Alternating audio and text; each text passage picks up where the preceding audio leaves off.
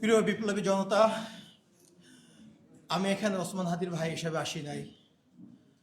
আমি হাদির একজন সহযোদ্ধা ছিলাম। হাদি যখন গুলিবিদ্ধ হয়েছে, একই রিকশার বাম পাশে আমি বসা ছিলাম।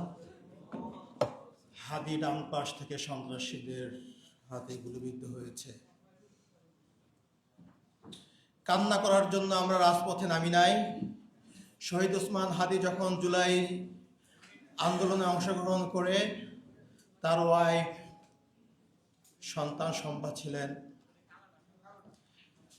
দিনের পর দিন রাতের পর রাত যখন বাসায় ফিরতে পারেন নাই, আমাদের পরিবারের পক্ষ থেকে তাকে বারবার বলা হতো পরিবারের কথা চিন্তা করতে হবে, নিজের নিরাপত্তার কথা চিন্তা করতে হবে।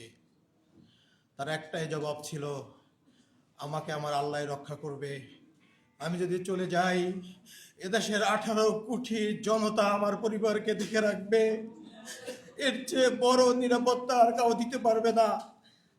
যদি আমি আমার রবের ডাকে সাড়া দিয়ে চলে যাই, আপনি শহীদের ভাই হবেন। আমার মাকে বলেছিল, আমি যদি মা চলে যাই, আপনি শহীদের মা হবেন। এর চেয়ে আর গর্বের কিছু নাই। কিন্তু আমি শহীদের ভাই হতে চাই নাই। আমি চেয়েছিলাম রাজপথে বিপ্লবী ওসমানের পাশে থেকে এই বাংলাদেশকে আধিপত্যবাদ মুক্ত করতে। আমি চেয়েছিলাম ইনসাফের বাংলাদেশ যতদিন পর্যন্ত গঠন না হবে, আমরা রাজপথ ছাড়ব না। কিন্তু আজকে ওসমান চলে গেছেন। আল্লাহ ওকে তার সর্বোচ্চ পুরস্কার দিয়ে নিয়ে গেছেন। শুক্রবারের জুমার নামাজের পরে সে গুলিবিদ্ধ হয়ে পরবর্তী শুক্রবার রাতে সে ইন্তেকাল করেছেন সিঙ্গাপুরে।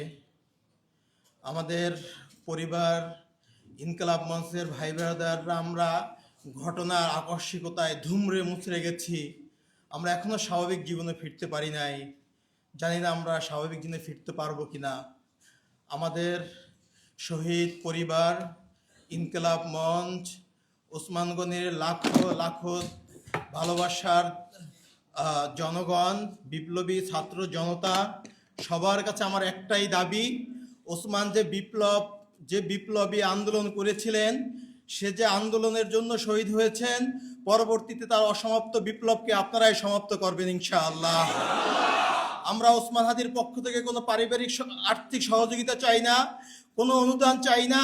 শুধু একটাই চাই, ওসমান হাদির অসমাপ্ত বিপ্লবকে আপনারা সমাপ্ত করবেন।